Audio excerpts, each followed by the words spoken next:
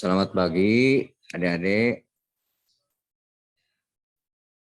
Halo? Pagi, Pak. Ya. Sekarang sekar ya, jam 8 ya. Iya, Pak, baik. Iya. Baru 15 orang ya. Tadi jam 8 tepat, Dokter Sujud ya dari anestesiologi akan memberikan materi yang berhubungan dengan materi.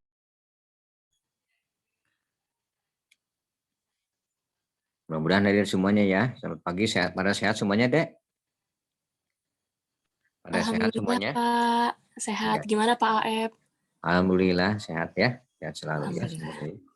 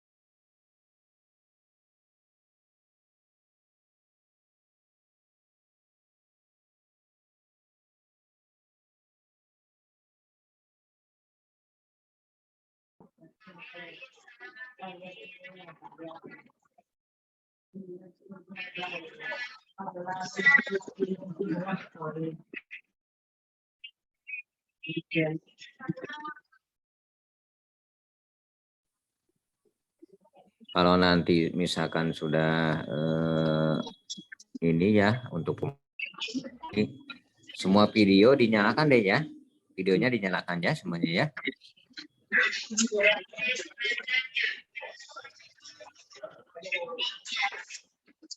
Baik, Pak. Ya.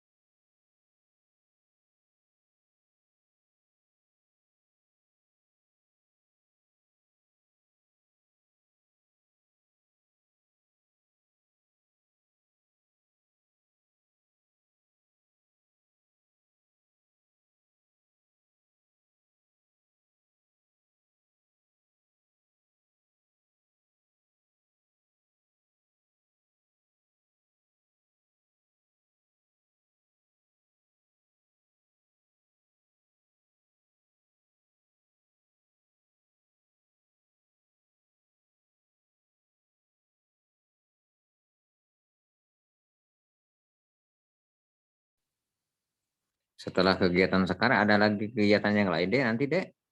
Halo? Halo, Pak. Izin menjawab, Pak. Kalau dari tutor, biasanya sih beda-beda gitu, Pak. Kalau dari Oh, saya sendiri pribadi ada jam 1 gitu. oh Ya. jadi enggak ini ya, enggak terjadwalnya beda-beda ya. Iya, kurang lebih seperti itu, Pak. Gimana gimana kesepakatannya ya dengan tutor ya, dengan dosen Ya, tutornya betul, ya. Pak. Betul, betul. Ya. Nah, ya. Siap, Pak. Ini sistem respi deh ya, respi ini ya. Iya, betul, Pak. Sistem respirator, Ya, sistem respirator. ya, yang berhubungan dengan anestesi pasti ya kebanyakan. Iya, Bu. Makanya hari ini temanya ventilator gitu, Pak. Iya, ada Dokter Reja, banyak kan selalu. Iya, Pak. Mm. Nanti kalau bisa mah videonya nanti itunya kan materinya direkam ya. Direkam. Jadi dari kami gitu ya, Pak, yang ngerekam Iya gitu. rekam ya. Oke. Saya akan bicarakan juga ke teman-teman juga. Dengan ini dengan siapa tuh yang si Akpi ya. Ya. Oke, oke. Baik, Iya. Pak. Terima kasih, Iya. Pak. Yuk, mangga-mangga.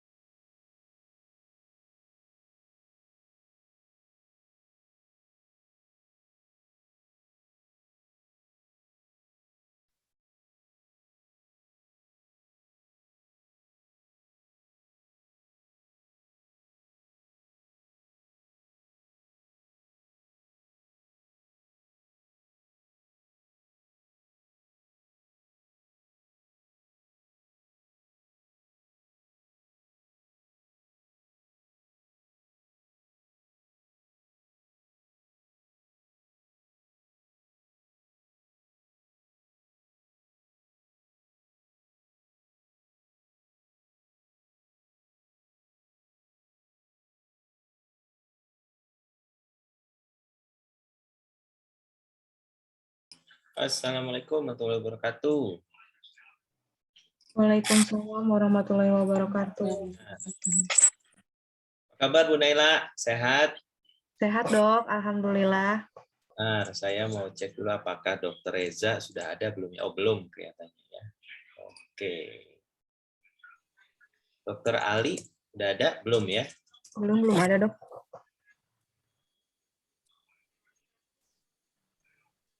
Selamat pagi mahasiswa semuanya. Assalamualaikum.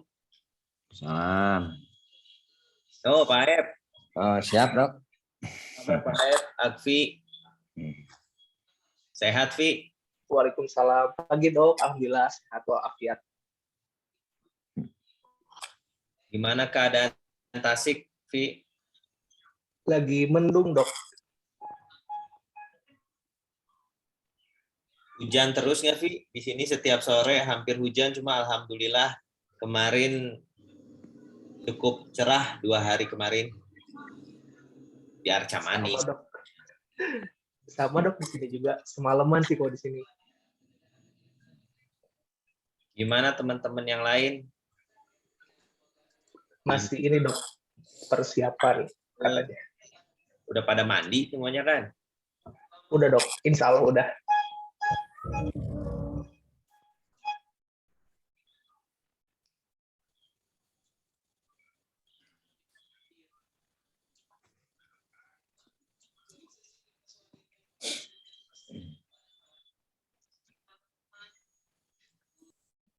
Oke, teman-teman semua dan Agvi, untuk kegiatan kali ini kita akan mendapatkan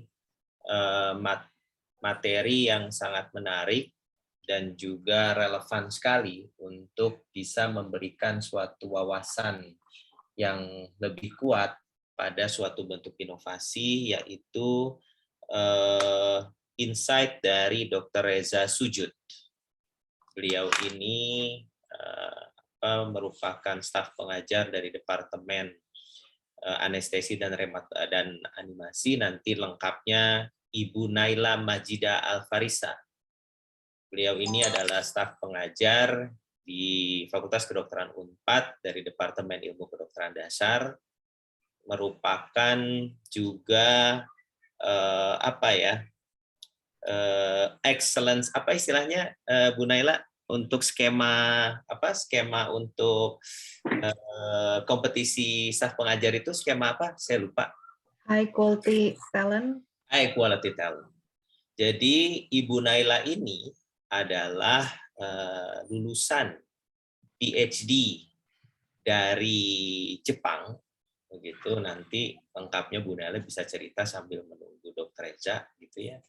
Dan lulus dari kompetisi tingkat internasional loh, karena Unpad dengan kapasitas PTNBH-nya itu merekrut secara kompetitif staf pengajar saat ini. Jadi kalau kalian berminat menjadi staf pengajar di Unpad, begitu, maka terdapat suatu skema high quality talent. Dan alhamdulillah 2 orang terpilih begitu dan menjadi staf pengajar di Fakultas Kedokteran Unpad, yaitu satu Ibu Naila Majida ini. Beliau sangat kuat pada aspek molecular biology di tingkat seluler, terutama untuk cancer ya, Bu Naila ya. Stem cell dok. Oh, stem cell.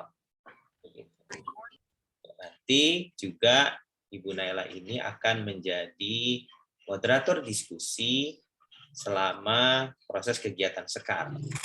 Selanjutnya kegiatan sekar ini nanti akan secara beruntut sampai dengan akhir blok untuk ada narasumber-narasumber lain untuk bisa memberikan wawasan. Oke, itu perkenalannya. Saya belum melihat Dr. Reza nih di sini. Kalau Nggak ada Dokter Ali nih dok. Dr. Ali sudah ada? Iya.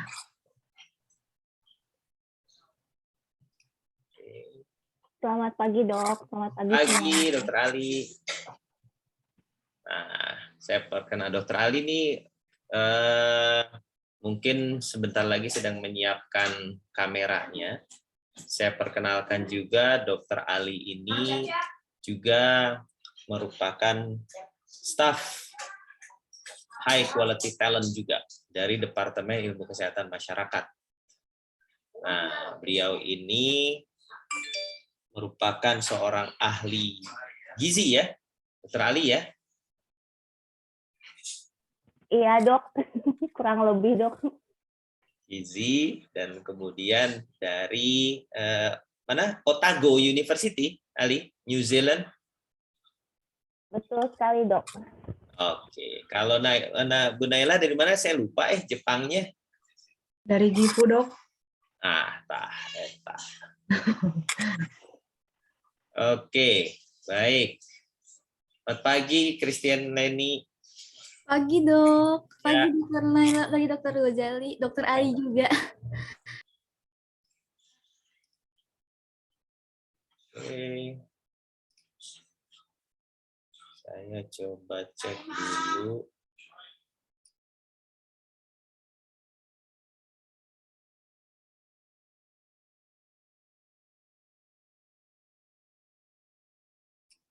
Sebentar, saya coba telepon Dr. Reza ya. Pak Aep mungkin bisa bantu ingatkan beliau, Pak Aep. Siap, Dok.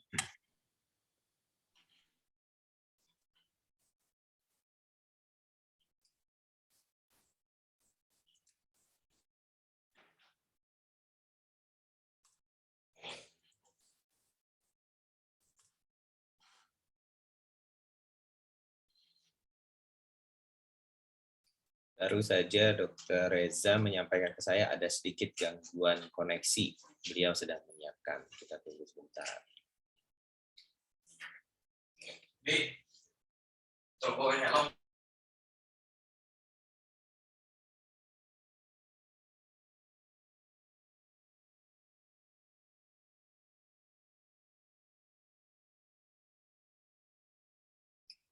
Masih di Jakarta, Li, atau udah di Bandung, Dr. Ali? Sudah di Bandung dok, sudah di rumah. Terima kasih dok.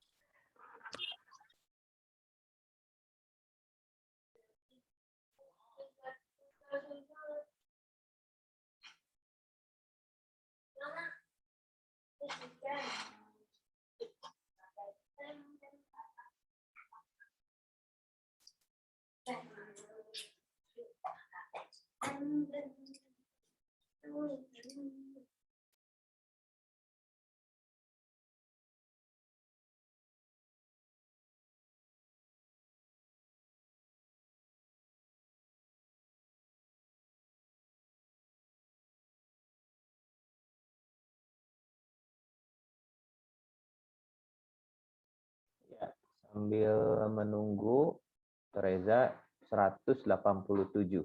Dari total berapa, Vi? Teman-teman kamu, Vi? Sekitar 254 dok, kalau nggak salah. Iya, 254.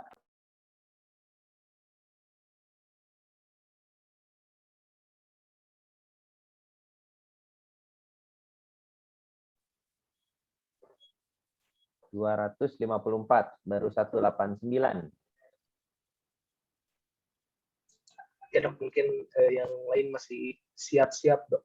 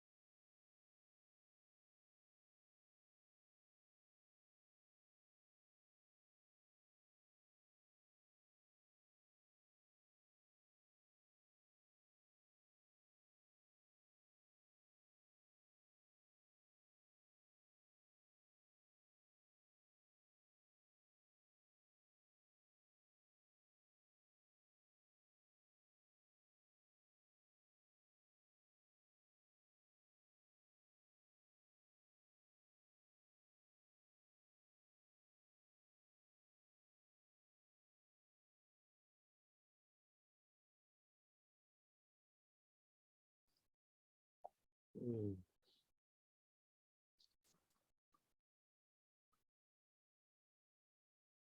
tunggu ya, bentar.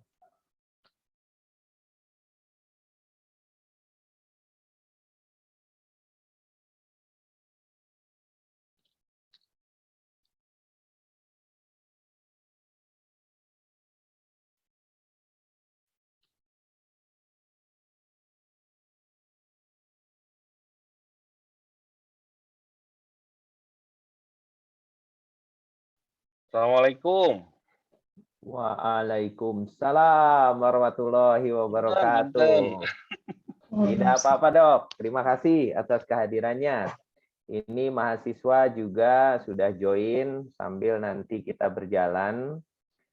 Dr. Reza, nanti akan menjadi moderator diskusi ini adalah pasangan staf pengajar dari High Quality Talent Unpad untuk Fakultas Kedokteran Unpad, Dr. Reza, yaitu saya perkenalkan di sini ada Ibu Naila Majida Alfarisa dari Departemen Ilmu Kedokteran Dasar dan juga Dr. Ali Diana dari Departemen Ilmu Kesehatan Masyarakat.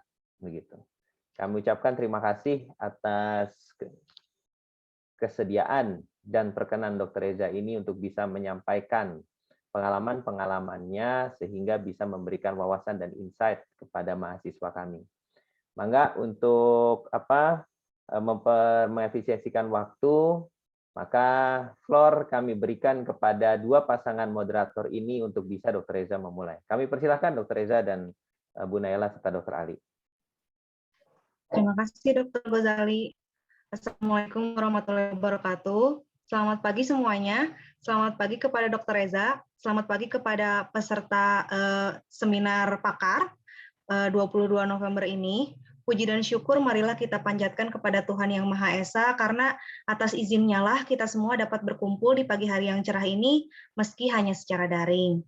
Mungkin saya akan perkenalkan diri saya dulu. Terlebih dahulu, nama saya Naila Majida Alfarisa. Seperti yang Dr. Ghazali sudah sampaikan sebelumnya, saat ini saya adalah staf pengajar di Fakultas Kedokteran Unpad, dan pada pagi hari ini di Sekar, saya dan rekan saya, Dr. Ali Diana, akan menjadi moderator dan memandu acara Sekar Blok Respirasi dengan topik pengembangan ventilator pada pandemi. Dan pada seminar pagi ini, kita akan sama-sama mendengarkan pemaparan dari narasumber kita, Dr. Reza Widianto Sujud, spesialis anestesi manajemen kesehatan, selama 1,5 jam ke depan. Saya minta maaf kalau ada penyebutan saya yang salah. Mungkin materi ini akan disampaikan kurang lebih dalam waktu 1 jam, sementara 20-30 menit terakhir akan dibuka sesi tanya-jawab dari peserta yang berkaitan dengan topik yang disampaikan oleh Dr. Reza. Dan untuk sesi tanya-jawab nanti akan dipandu oleh Dr. Ali. Selama materi disampaikan, peserta boleh menyampaikan pertanyaan lewat kolom chat, dan nanti setiap pertanyaan akan dirangkum dan dipandu oleh Dr. Ali. Sebelum materi disampaikan, saya akan memaparkan sedikit riwayat hidup dari Dr. Reza Widianto Sujud selaku narasumber. Jadi, Dr. Reza Widianto Sujud, spesialis anestesi manajemen kesehatan, yang juga merupakan konsultan anestesi kardiovaskuler dan konsultan intensive care unit. Beliau saat ini aktif bertugas di RSUP Hasan Sadikin sebagai Ketua Program Fellowship of Cardiothoracic Anesthesia, Koordinator Program Studi Sarjana Kedokteran, dan staf Departemen Anestesiologi dan Terapi Intensif FK Unpad. Dr. Reza menyelesaikan program pendidikan dokternya di FK Unpad, dilanjutkan dengan magister kesehatan, masih di fakultas yang sama. Sementara program pendidikan dokter spesialis anestesi juga diperoleh dari FK Unpad, dilanjutkan dengan program pendidikan subspesialis kardiovaskular dan intensive care. Gelar S3 dari ilmu kedokteran kemudian diperoleh oleh Dr. Reza dari FK Unpad pada tahun 2018 lalu. Dr. Reza aktif melakukan publikasi di jurnal nasional maupun internasional yang pada rentang tahun 2016 sampai 2021 saja sudah dihasilkan setidaknya 27 publikasi ilmiah.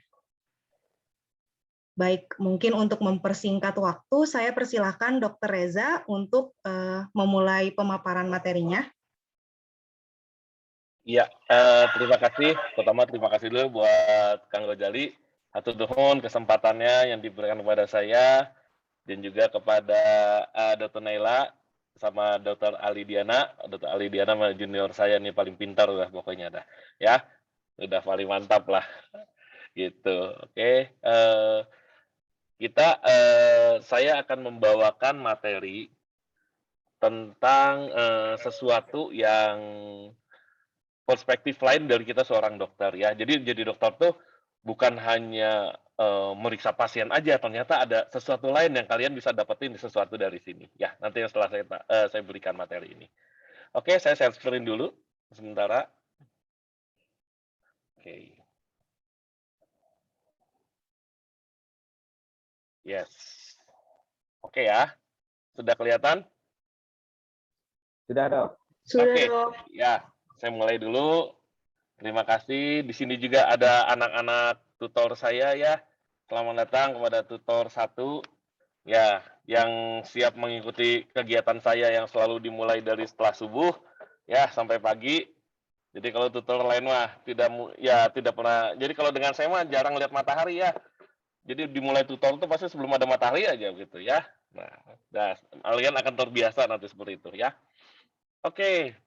Terima kasih buat semua. Assalamualaikum warahmatullahi wabarakatuh.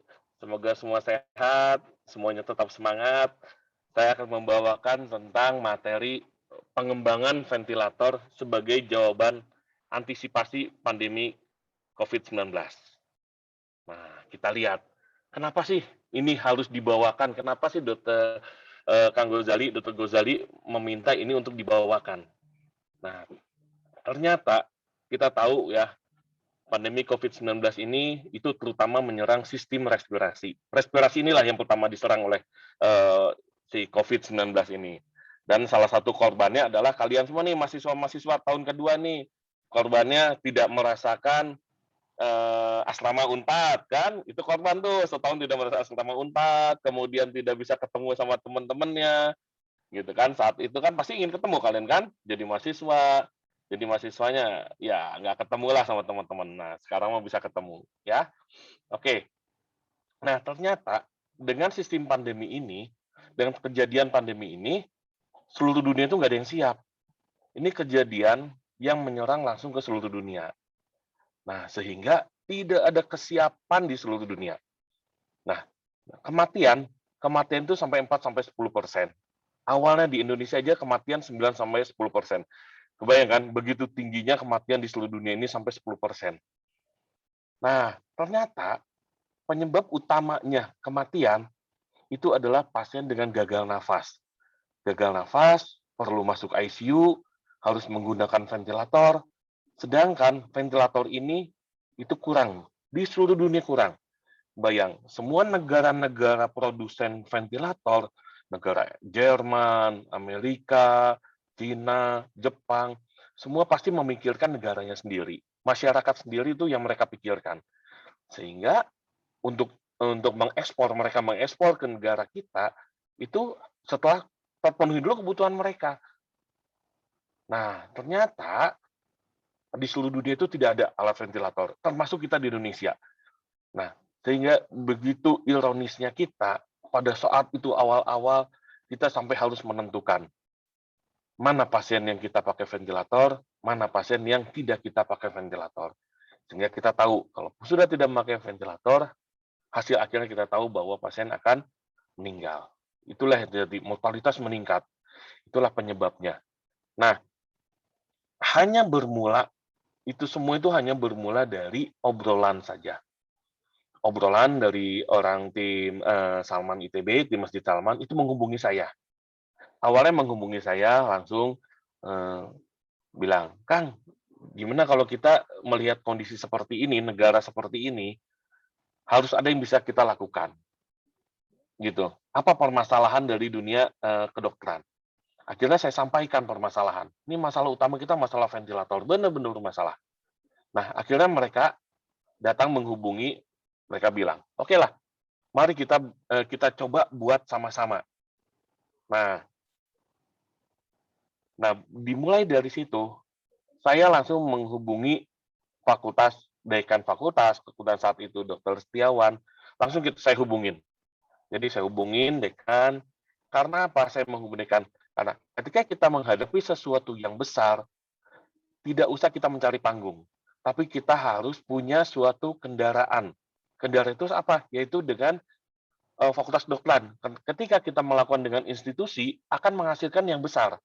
Kalau saat itu saya hanya mengerjakan sendiri, itu tidak akan besar. Jadi, saya akhirnya memikirkan untuk bagaimana ini bisa tercapai, bisa memberikan hasil yang maksimal. Akhirnya saya meminta untuk Pak Dekan, sampai saya hubungi Ibu Rektor, untuk apa? Untuk kita mengkolaborasikan secara institusi. Nah, setelah itu akhirnya dari grup ITB, mereka itu kan ketemu sama kami. Ketemunya pertama hanya di suatu ruangan kecil saja, ketemu ruangan kecil. Mereka mengkonsultasikan kepada kami untuk kita harus bikin sendiri. Bagaimana?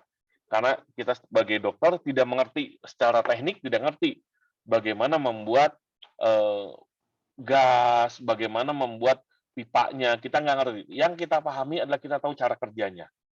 Saya tahu cara kerjanya, saya bilang, kemudian kebetulan saya bersama almarhumah Dr. Ike saat itu, nah akhirnya bilang bahwa, ya kita buat aja seperti ini butuhnya tekanannya harus konstan, harus seperti ini. Mereka akhirnya oke, kita mulai mencoba. Akhirnya kerjasamalah antara kami saat itu saya mewakili dari FK Unpad itu bekerja sama dengan grup ITB dengan difasilitasi di Masjid Salman. Jadi bayangkan saat itu lockdown, ya saat itu kita tidak bisa untuk berkumpul, akhirnya semua ditutup, Unpad ditutup, ITB ditutup.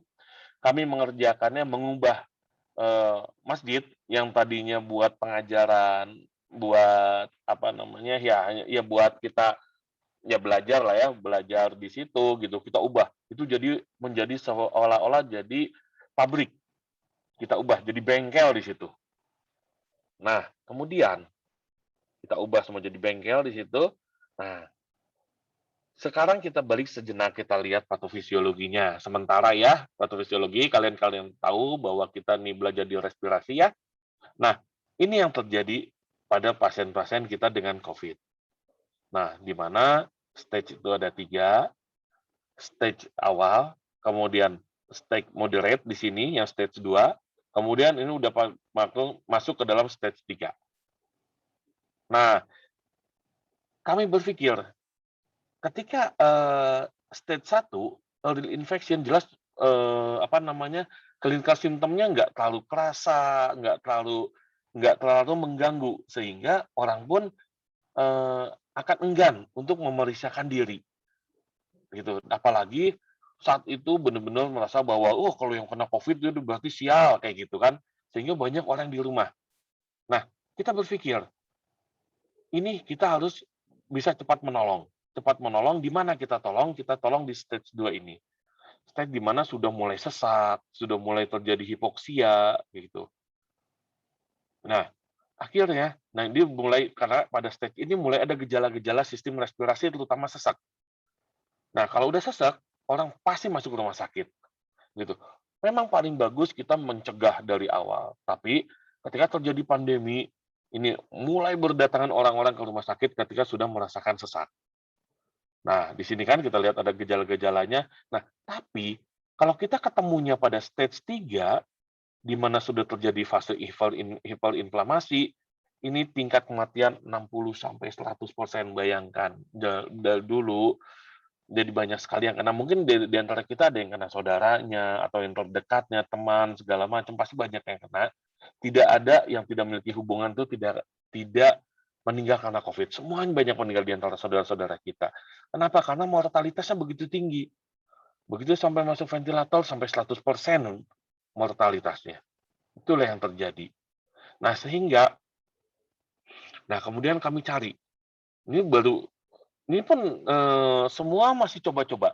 Seluruh dunia mencoba bagaimana mengatasi COVID. Bayangkan, kalau kita menghadapi suatu penyakit sekarang, kita sudah tahu obatnya apa, terapinya apa, kita sudah tahu. Tapi dulu, pada saat awal-awal COVID kita tidak ada yang tahu.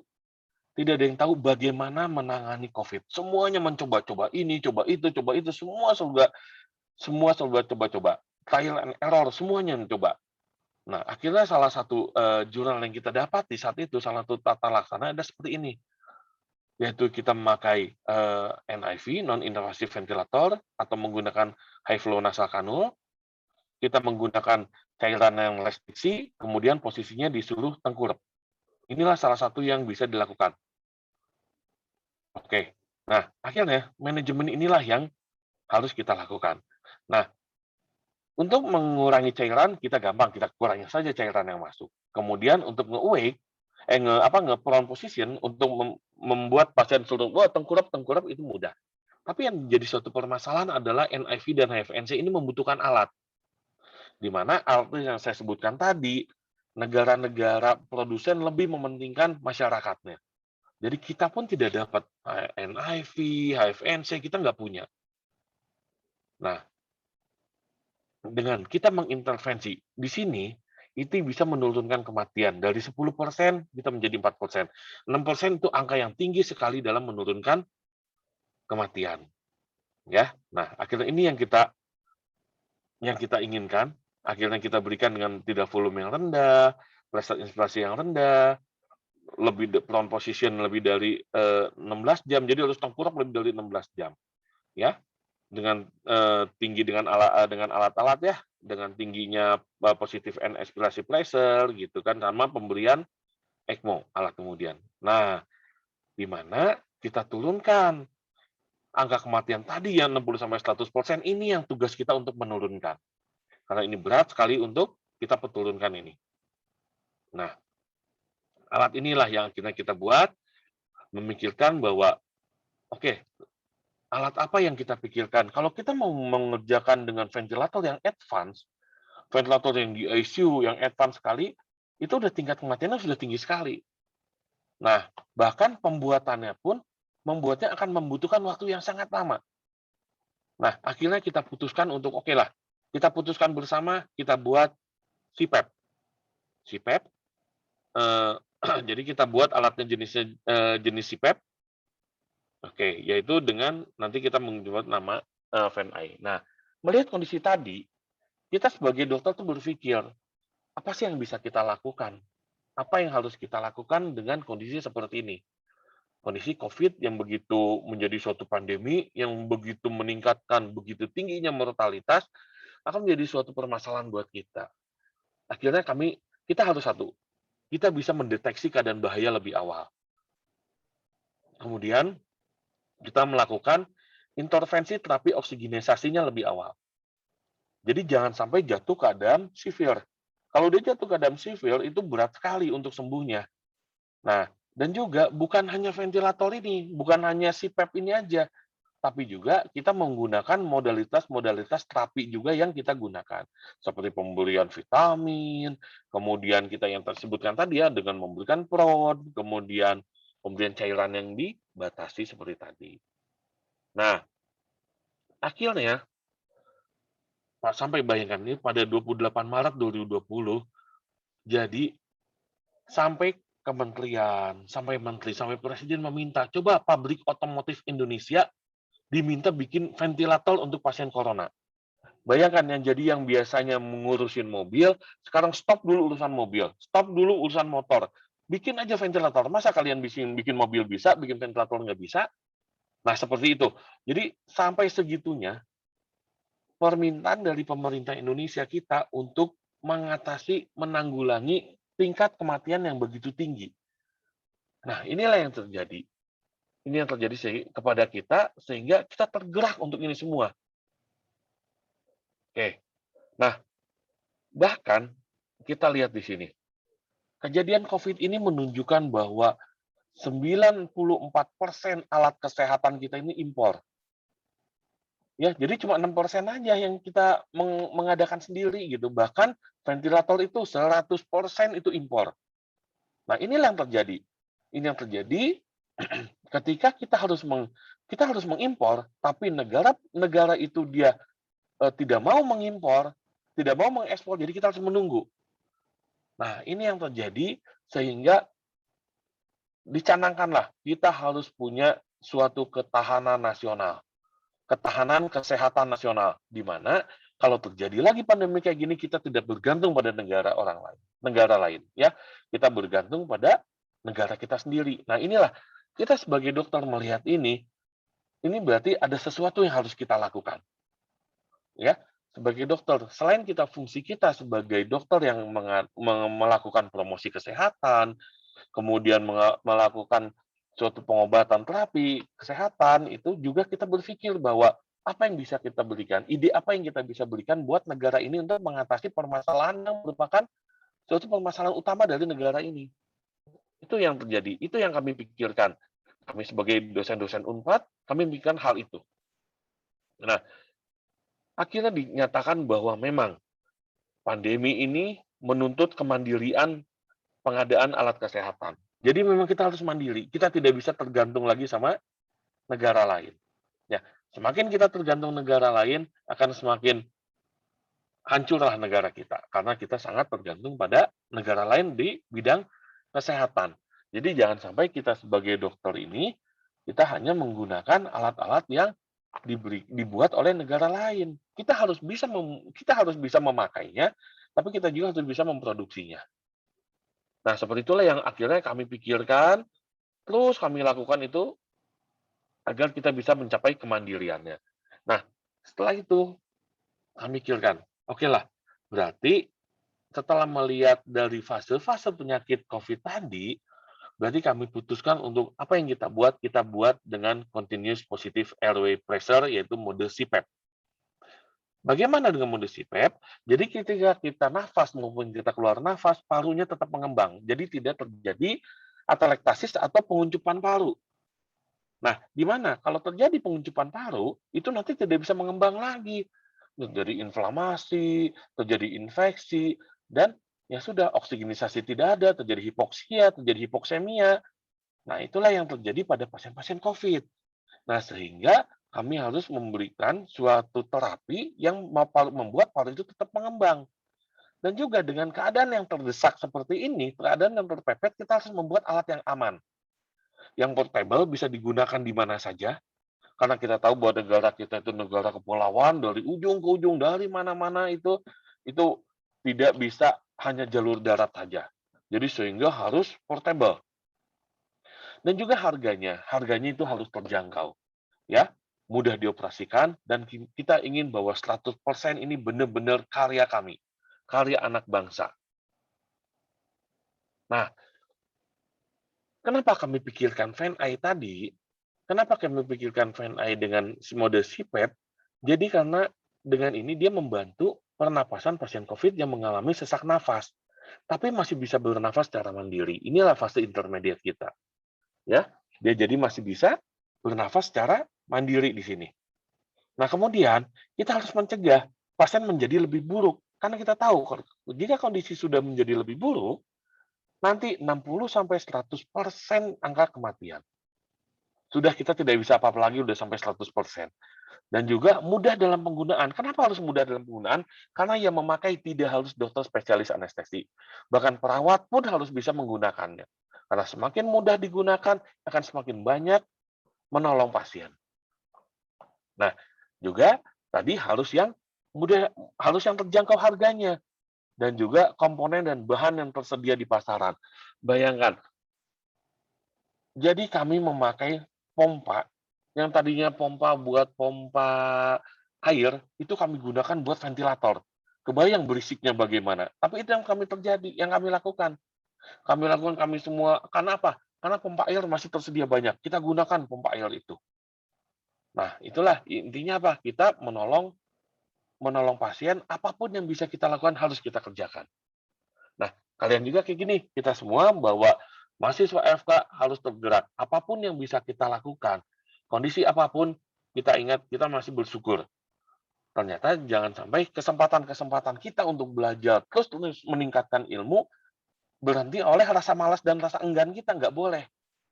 Ya, terus kita terus berusaha, terus kita mencetuskan ide-ide kita untuk apa? Bayangkan kami untuk menyelamatkan masyarakat ini, menyelamatkan pasien-pasien ini. Nah, Akhirnya kami membuat rancang bangun Fan-I ini. Jadi harus bisa diproduksi cepat dan massal. Ini yang kami pikirkan. Jadi harus cepat, harus massal, terjangkau. Jangan sampai baru selesainya sekarang, baru selesainya tahun depan. Sedangkan yang kita hadapi pandemi saat itu. Nah, sehingga dan juga kita hindari komponen yang sulit diperoleh di pasaran. Nggak bisa kalau kita memperoleh yang gampang di pasaran, nggak bisa, karena tidak ada. Ya, karena yang sulit pasaran nggak bisa. Ya, harus kita hindari, harus yang mudah. Dan juga akhirnya dilakukan rekayasa pembuatan komponen. Itu dibuat segala sesuatu yang impossible menjadi possible. Semuanya kita rekayasa akhirnya. Sehingga komponen sedapat mungkin kita produksinya di dalam negeri. Nah, ini salah satu yang harus kalian pahami, yang harus kita pahami semua bahwa di sini ada suatu namanya kolaborasi atau kerjasama. Kita tidak akan pernah bisa sendiri. Dalam menghadapi suatu permasalahan, kita harus menghadapinya dengan suatu kolaborasi, apalagi permasalahan besar. Akhirnya dimulai dari apa? Hanya dimulai dari kami, para akademisi ITB dan UNPAD, kita berkumpul. Kita memikirkan inovasi, secara ilmu pengetahuan, teknologi kita tingkatkan, pengembangan SDM pun kita tingkatkan, dan juga selalu dipikirkan tentang nilai luhur dan karakter ini yang sangat penting.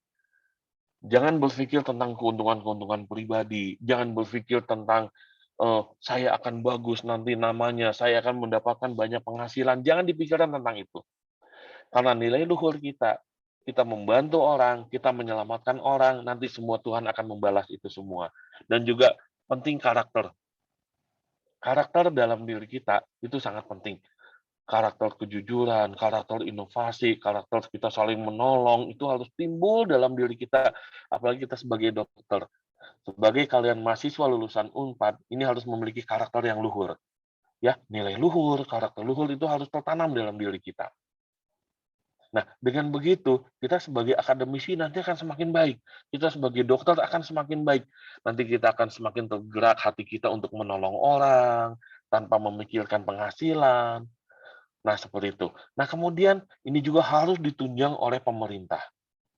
Nah, di mana kami saat itu, Kementerian Kesehatan, Kementerian Ristek, kemudian Kementerian Pertahanan, semua memfasilitasi.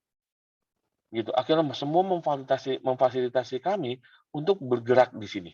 Untuk terus mengembangkan.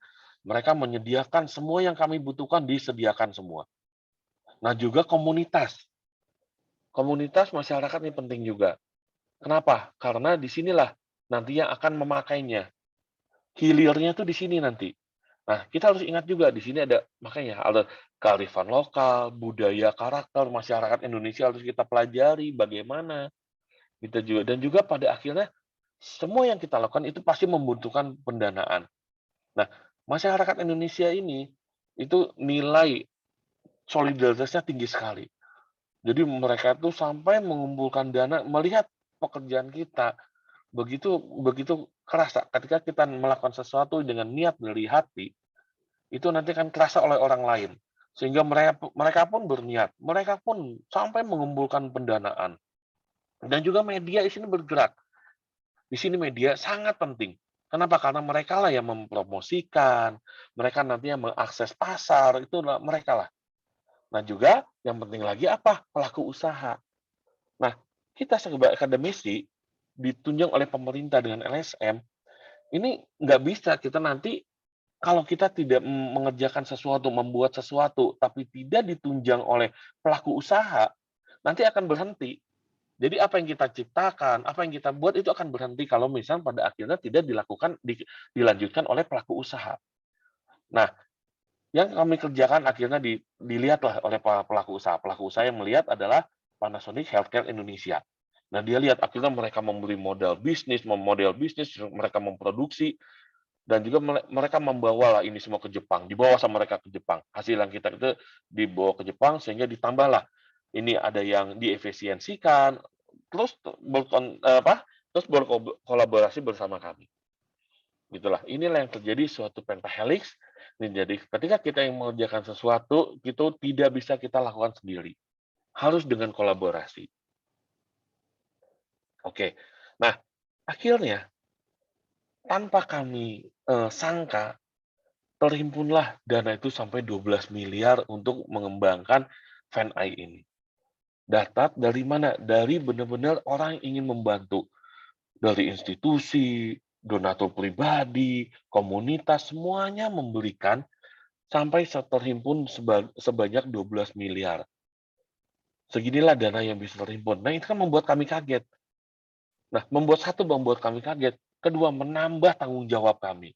Kenapa? Karena disinilah masyarakat itu begitu berharap pada kami, masyarakat begitu berharap pada ITB dan Unpad untuk apa? Untuk menolong masyarakat.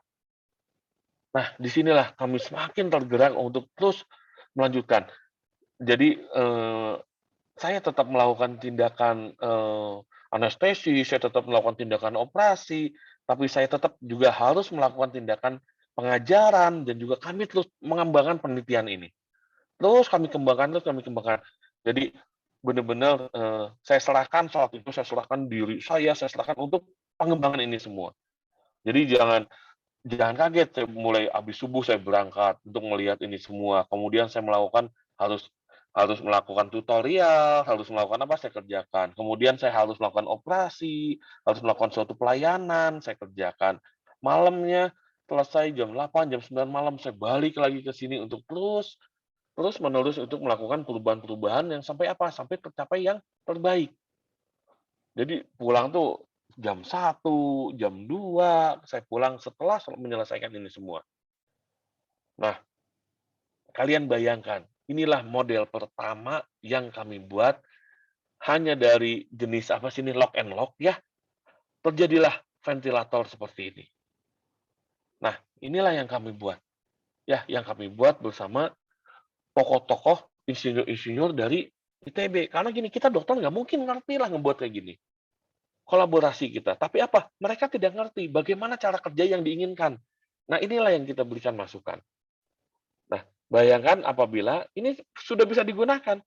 Ventilator seperti ini, ya, jadi ventilator ini hanya dari suatu, ya dari ini lock and lock seperti ini, kita beli, kita buat seperti ini. Nah, memang kalau ini dipasarkan, jelas, orang akan takut lah, kaget lah ngelihat ini semua kan.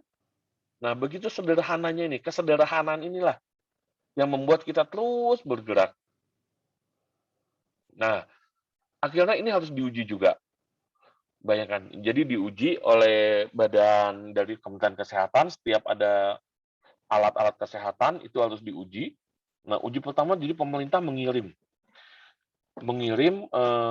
tim ujinya untuk alat kita diuji. Hasilnya apa? Gagal. Saat itu kami tidak lulus uji. Jadi, dinyatakan pemerintah bilang, hasilnya ini tidak lulus uji sehingga tidak aman. Karena apa? Yang kita hadapi adalah manusia. Jangan sampai alat yang dipakai oleh manusia yang terjadi adalah malah membuat tambah sakit. Sehingga nggak bisa. Akhirnya diuji. Jadi bayangkan, kita diuji, kita sudah yakin bagus, diuji. Dan ternyata dari hasil ujinya gagal. Jadi ini ada beberapa profesor bersama kami, gitu kan, dari profesor teknik sama kami, akhirnya gagal aja. Gagal. Akhirnya dilakukan perbaikan-perbaikan, dan bahkan mereka itu sampai menginap 7 hari. Dan juga ini saya, di sini saya sampai lihat ya, ini udah malam nih kan, lihat nih, kita lihat nih jendela nih belakang, ini malam ini. Tiap malam kami kumpul, mulai jam 7 malam, kami kumpul sampai jam 11, kita perbaiki terus. Bahkan sampai harus mengambil ventilator, mencontoh pada ventilator yang sudah ada, seperti apa gitu kan. Kemudian kita coba terus gitu. Nah, dan juga diskusi secara technically.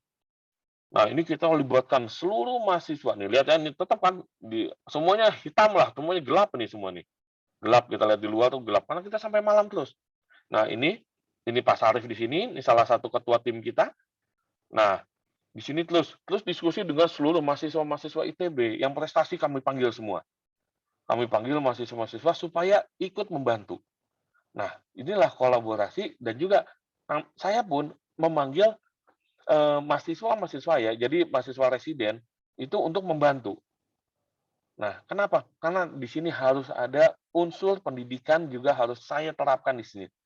Unsur pendidikan, unsur penelitian harus kami terapkan di sini. dengan terus lakukan diskusi intensif ya terus. Nah, nyala ini saya coba, akhirnya kami coba, ini sudah berubah bentuknya jadi warna hitam ini. Kita lihat ini bentuk ini ventilator, sebelumnya juga berubah warna bening mika gini. Nah, inilah yang kami kerjakan. Nah, ini Prof Tata ini sekarang jadi dekan di fakultas apa Dirgantara ya, teknik mesin apa dekannya, dan juga ada insinyur juga ini insinyur Sandro sebagai, jadi memang yang ahli-ahli dari ITB-nya dikumpulkan, kemudian kami dari Unpad pun kita kolaborasi bersama, ini almarhum Dr. Ike yang sangat berdedikasi tinggi. Saya umur masih muda, ini beliau udah umur 70-an masih mau mengikuti kinerja kami yang terus menerus dari pagi sampai malam terus bekerja. Nah, akhirnya dibawa ke Jakarta, diujilah sampai di Jakarta, diuji kembali. Ini udah warnanya bentuknya seperti ini sekarang. Nah, diuji kembali. Nah, tidak mudah, diuji kembali, gagal lagi. Udah gagal uji, apa kita berhenti? Kalau kita berhenti saat itu, tidak akan tercipta. Jadi, setiap kita menemui kegagalan, nggak usah pikirin. Yang penting kita berhasil bangkit dari kegagalan itu. Dibuat lagi, kita buat lagi, kita kumpul lagi, buat lagi, uji lagi, gagal lagi. Sampai 3 kali kami gagal, akhirnya itu bisa dinyatakan berhasil. Kita lihat desain-desain yang terjadi seperti ini. Ya, kita lihat hanya dimulai dari seperti ini, kemudian kami kembangkan prototipe seperti ini, lanjutkan jadi yang warna hitam seperti ini, kemudian ini dimulai dari plastik ya ini ya. Nah, kenapa? Karena saya selalu bangga karena di sini ada logo Unpad di sini. Ini yang selalu membuat saya bangga. Karena saya tidak membawa diri saya sendiri, tapi saya membawa Unpad. Jadi Unpad bisa membuat sesuatu untuk negeri ini. Nah, kemudian ini akhirnya prototipe terakhir seperti ini. Nah, terakhirnya produknya seperti ini. Terakhirnya seperti ini. Ini yang akhirnya kami buat prototipe seperti ini. Nah, ini perjalanan panjang ini semua. Perjalanan panjang yang kita kerjakan. Perjalanan panjang udah dengan ya berdarah-darah. Wah, udah dengan segala macam. Jadi jangan mikir bahwa kami makan apa adanya saat itu, udah benar-benar yang kita tidak mikirkan semua, kita pikirkan bagaimana ini harus, kenapa? Karena kita bekerja dengan waktu. Tambah hari, kita lihat semua, tambah banyak yang meninggal. Tambah hari, tambah banyak yang meninggal. Nah, itu yang terjadi. Akhirnya kita terus bekerja dengan waktu. Akhirnya kami lakukan uji klinis. Nah, kita nanti sebagai dokter, kalian sebagai dokter, itu harus mampu untuk melakukan suatu uji klinis. Ya, terus belajar, kalian nanti harus melakukan uji klinis, akhirnya dilakukan suatu uji klinis di salah satu rumah sakit, menggunakan pasien, demam, gejala-gejala sesak, akhirnya kita gunakan alat ini. Gunakan alat ini 16 hari menggunakan, akhirnya sembuhlah. Selamatlah pasien ini. Ya, pasien ini selamat, ini pembuatan fan eye kita, ya. Kita lihat dari, ini kata buatan ITB, Unpad Salaman, lihat paru-parunya seperti ini tadinya, putih seperti ini, akhirnya kita bisa merasakan bisa menjadi lebih hitam. Ya. Nah, ini intervensi saat itu. Nah, ini salah satu yang melakukan uji klinisnya adalah Dr. Anang. Anestesi juga, intensif juga. Nah, akhirnya tanggal 20 Mei, 16 hari, sembuh, boleh pulang. Oke, nah kita lihat apa yang terjadi. Flashback-nya itu yang terjadi. Lihat. Kita mulai 23 Maret saat itu mulai hanya dari telepon, dari kami kumpul, kemudian 23 Maret, kemudian 27 Maret kita sampai berdiskusi lebih dalam lagi, tanggal 33 hari kemudian kita bilang, kita sebut namanya Fan Eye, Ventilator Indonesia. Nah, mulai diperkenalkan pada saat itu oleh Wakil Menteri BUMN, diperkenalkan, nah kemudian besoknya Kemkes langsung minta meeting setelah diperkenalkan oleh Wakil Menteri BUMN. Nah, karena saking mendesaknya, besoknya langsung meeting. Kita harus meeting. Wakil Kementerian Kesehatan meeting, menterinya meeting sama kita untuk bagaimana membuat ini. Kami dipanggil ke Jakarta, kami harus cepat menyelesaikan ini semua. Akhirnya dikalibrasi lah, tanggal 4 ini dikalibrasi. Nah, tanggal 4 dikalibrasi sama BPFK lagi. Nah, tanggal 5 sampai 6 sampai disuruh nemenin lagi. Orang BPFK-nya harus nemenin kami.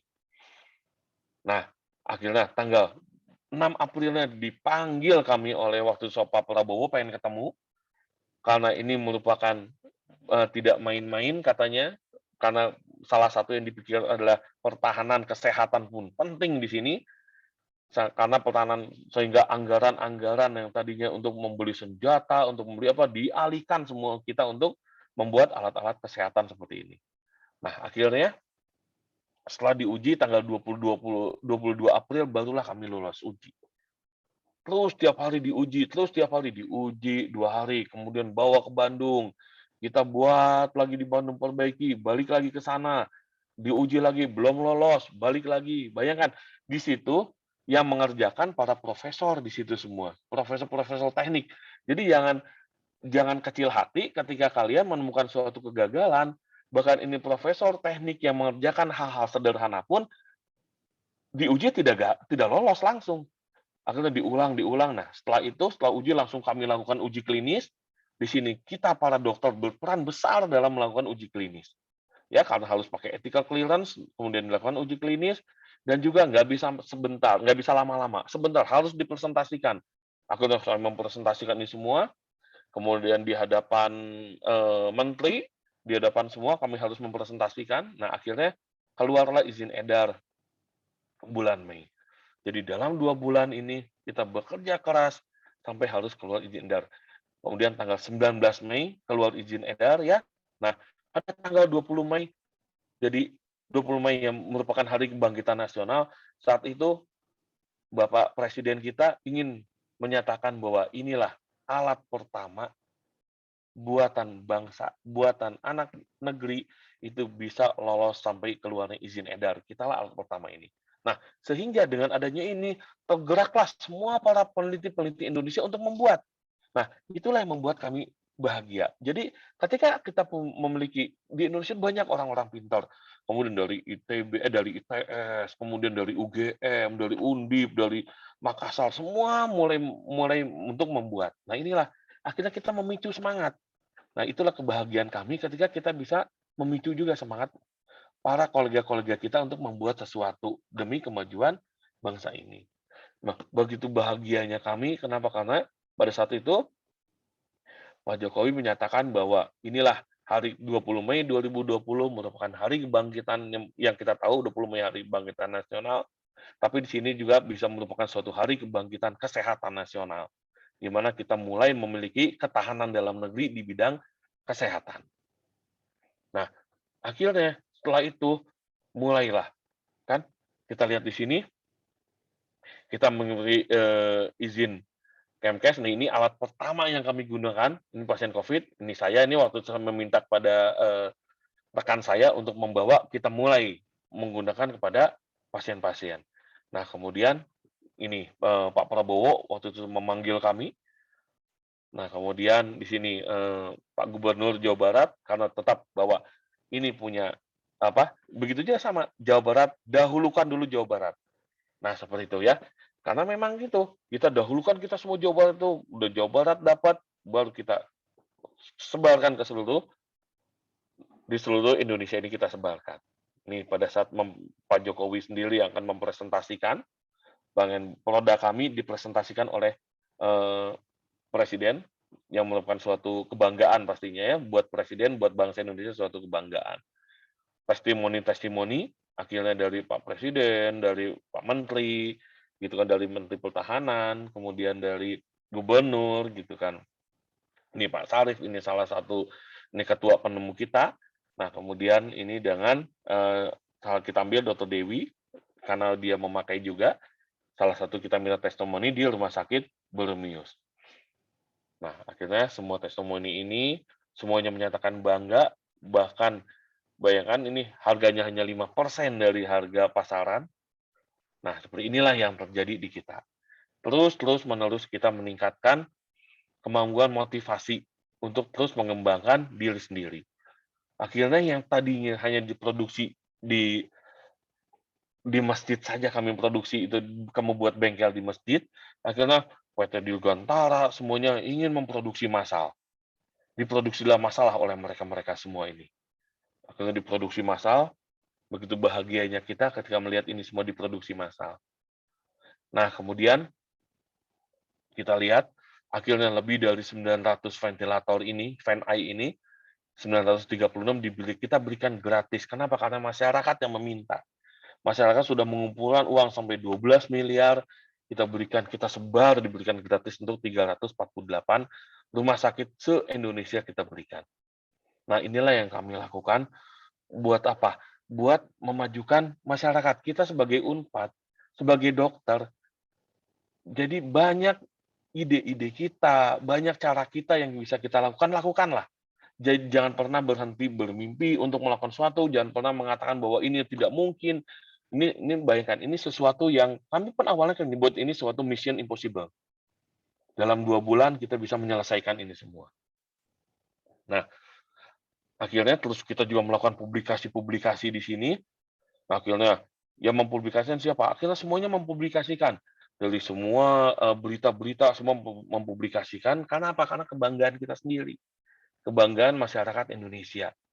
Tapi selain itu juga kita sebagai akademisi, saya mempublikasikan juga. Nah, kami akhirnya mempublikasikan ini semua. Kalian bisa lihat nanti bisa mengupload ini semua. Kita mempublikasikan ini semua.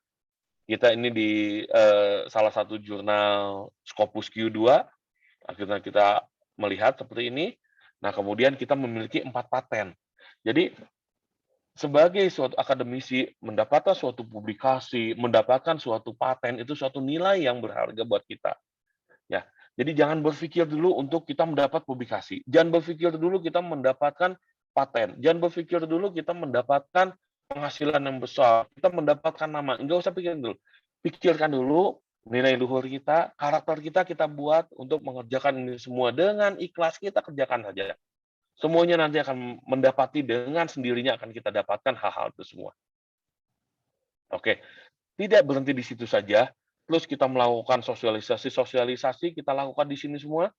Kami tetap melakukan sosialisasi untuk keberhasilan ini semua. Jadi bukan udah kita sebarkan, kita diamkan, enggak. Terus kita sosialisasikan.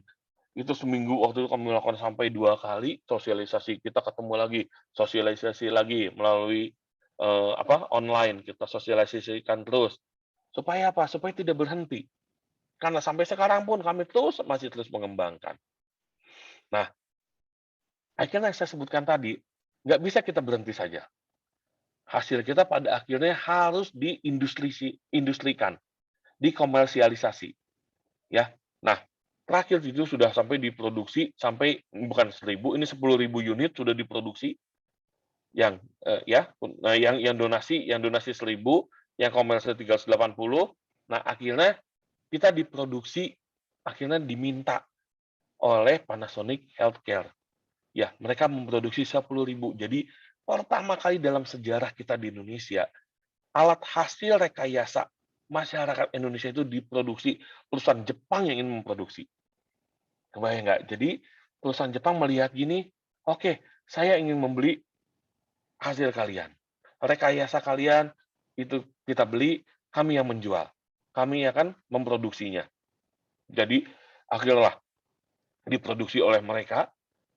Mereka adalah suatu perusahaan produksi alat kesehatan mengekspor ke Amerika, ke Eropa, ke Asia, ke Afrika, diekspor semua ini semua. Sehingga kita tahu bahwa produk kita ini akhirnya mencapai suatu standar ekspor. Jadi dibawa alat kita ini ke Jepang, dilihat oleh Jepang. Nah, udah dilihat oleh Jepang, akhirnya mereka meminta kepada kita bagaimana efisiensi segala macam. Akhirnya mereka memproduksinya ini. Jadi memproduksi ini di Indonesia, memproduksi ini semua di Jepang.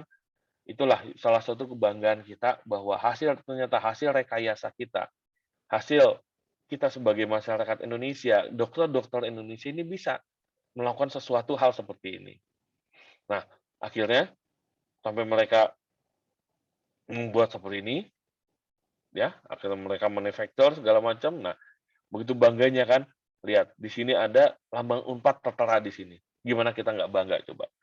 Sebagai orang UNPAD, kita bisa melihat bahwa inilah kita bisa mensumbangsihkan di sini. Oke, akhirnya diproduksi ini alatnya kita produksi. Nah, ini salah satu yang harus kita hadapi ketika kita melakukan suatu penelitian. Ada namanya Valley of Death. Di sini lembah kematian suatu penelitian. Nah, ketika kita melakukan suatu penelitian, memproduksi suatu hasil, kalau kita tidak melakukan kolaborasi bersama, kalau kita tidak akhirnya tidak industrialisasi, kita akan masuk ke dalam lembah kematian suatu penelitian. Inilah yang terjadi. Kebanyakan penelitian kita matinya di sini. Gitu. Bahkan kita pun akan menghadapi ini semua. Sudah melalui universitas, kita bikin sesuatu yang bagus, akhirnya ketemulah Valley of Death lagi. Ketemu lagi ini semua.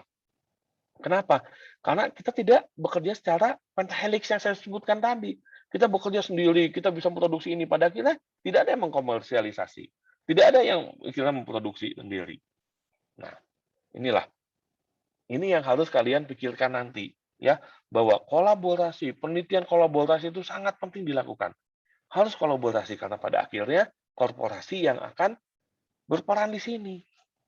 Gitu. Produk-produk kita tidak mau produk kita ini hanya sebagai kita memiliki hak paten aja. Kita memiliki publikasi aja, jangan. Tapi produk kita ini harus bisa dimanfaatkan dan digunakan untuk masyarakat. Itu yang paling penting. Ya, semuanya penting, tapi itu yang paling penting. Jangan sampai kita jatuh ke dalam Valley of Death penelitian kita. Oke, apa berhenti di situ? Tidak, kami tidak mau berhenti. Kami terus lakukan pengembangan. Akhirnya kita membuat versi baru, versi lain itu yaitu yang namanya high flow nasal kano. Kita melakukan ini semua, terus kami kembangkan. Oke, nah lihat. Jadi akhirnya melihat keberhasilan kita itu akhirnya sampai pemerintah bilang, oke, berikutnya ke depan tidak boleh lagi ekspor alat-alat ini. Salah satunya CPAP. Jadi alat CPAP ini CPAP dan HFNC sudah tidak boleh lagi ekspor. Kenapa?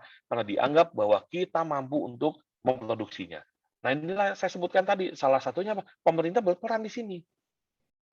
Pemerintah berperan dengan apa? Dengan memberikan suatu aturan. Jadi untuk apa? Untuk mengembangkan kita sebagai bangsa Indonesia. Nah, kalau kita bisa memberikan sesuatu untuk masyarakat Indonesia, ini yang terjadi bahwa pemerintah pun akan mendukung. Jadi mereka sampai melarang untuk mengimpor. Karena apa? Karena kita dianggap sudah mampu untuk membuatnya. Nah, bahkan kalau kita bisa memproduksi alat sendiri, kita tuh bisa menghemat sampai 300 triliun. Bayangkan, kita bisa menghemat segini banyaknya karena apa? Karena kita tidak perlu impor. Kita buat sendiri buatan kita. Gitu, ya. Nah, tapi tetap kita akan menghadapi suatu permasalahan apa nanti. Impor itu orang impor yang biasa mengimpor senang, dia tetap pengen mengimpor. Tapi tenang, pemerintah pasti akan membantu kita. Setiap orang pasti akan bangga sama buatan dalam negerinya sendiri. Ya, sehingga saya bisa katakan bahwa bukan hanya kemandirian dan kebangkitan juga, tapi juga ketahanan kesehatan nasional itu yang kita bisa lakukan sebagai murid Unpad, sebagai orang Unpad, sebagai lulusan Unpad kita bisa berperan di sini. Kenapa? Karena kita bisa berperan di sini untuk menghasilkan produk-produk dan juga menghasilkan SDM-SDM. Kita bisa, nah kalian ini semua lah, ya, semua mahasiswa di sini saya yakin nantinya akan bisa menghasilkan, membuat suatu SDM yang mampu, yang handal. Kalian harus jadi SDM yang handal, tapi ingat bahwa mulailah dari nilai luhur kalian, budi pekerti kalian, dimulai dari situ semualah. Nanti itu semua yang akan membuat kemajuan kita. Oke, di sini ini salah satunya nanti.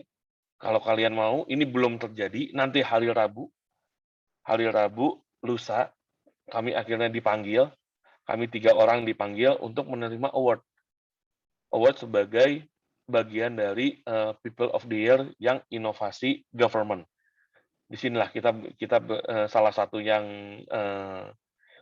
penghargaan ini yang bisa kita dapatkan. Ya. Nanti tanggal Rabu saya harus ke Jakarta untuk menerima kami bertiga dikepalai oleh Pak Sarif tadi untuk menerima award seperti ini, ya. Nah, kemudian ini saya dedikasikan ini untuk guru terbaik saya, yaitu Dr. Ike. Di sini, ya, beliau akhirnya berjuang melawan COVID, kita berjuang membuat ventilator, apa yang terjadi pada beliau? Beliau itu meninggal karena COVID. Nah ini semua. Nah ini memang semua begitu ironi, tapi memang ini sudah takdir, sudah harus berjalan.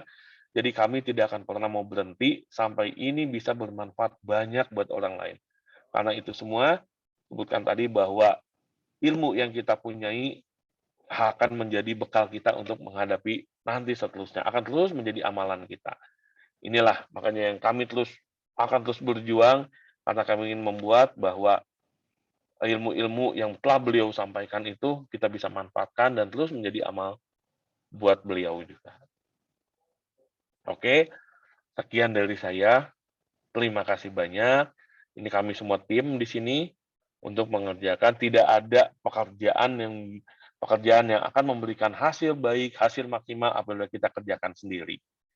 Semuanya kita kerjakan bersama-sama. Ketika kita mengerjakan dengan bersama-sama, pencapaian akan mencapai pencapaian yang tertinggi dan juga kita akan bisa bertahan lama di situ. Pengerjakan sendiri, kalian akan cepat selesai, tapi akan cepat jatuh juga. Beda kalau kita kerjakan beramai-ramai, bisa bertahan lebih lama lagi. Dan juga di sini kolaborasi dengan institusi akan memberikan hasil yang jauh lebih baik apabila kita dibandingkan melakukan kolaborasi secara individu. Sekian saja dari saya. Terima kasih. Semoga bermanfaat, semoga menginspirasi buat kalian, menambah semangat buat kalian bahwa kita bisa melakukan segala suatu hal yang tidak mungkin kita ubah menjadi mungkin. Ya, kita bisa melakukan semua itu semua, harus menginspirasi kalian, harus membuat kalian menjadi orang yang jauh lebih baik. Sekian, terima kasih. Assalamualaikum warahmatullahi wabarakatuh. Saya silakan kepada moderator. Waalaikumsalam warahmatullahi wabarakatuh. Terima kasih dokter. Benar-benar menginspirasi. Saya pribadi ingin mengucapkan terima kasih banyak atas dedikasi dokter dan tim menciptakan satu alat yang menyelamatkan bangsa Indonesia dari kematian. Dan saya benar-benar melihat secara nyata ya dampak dari kolaborasi, bagaimana ilmu bisa secara langsung digunakan untuk jadi problem solver bagi masyarakat Indonesia gitu lewat risetnya Dr. Reza saat ini. Baik, pada teman-teman, mungkin ada yang mau bertanya. Sesi tanya jawab akan saya serahkan ke rekan saya, Dr. Ali Diana. Silakan, dokter. Terima kasih banyak, Naila. Terima kasih banyak, Dr. Reza. Benar-benar sesuatu yang sangat menginspirasi. Saya dengerin dari tadi kayak udah terharu, bangga, terus kayak ngerasa luar biasa banget ya. Kalau orang cuma ngomong doang, kalau Dr. Reza, ya udah kerjain deh, lakuin, jadi kan gitu, bisa gitu. Terima kasih banyak dok untuk Dr. Reza dan tim dan juga untuk Dr. Ike pastinya ya sangat apa ya dedikasi beliau gitu dan dedikasi tim juga sangat-sangat terasa. Ya silakan teman-teman semua, mumpung kita ketemu sama orang hebat, mari kita banyak bertanya. Silakan langsung raise hand aja, langsung masing-masing.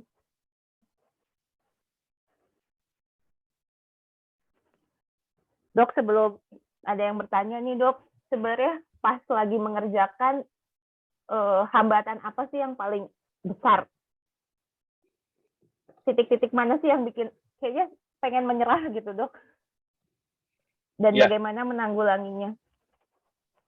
Ya jelas ya, kita mengerjakan sesuatu, ini hambatan yang satu, hambatan yang paling kita hadapi adalah kepercayaan masyarakat.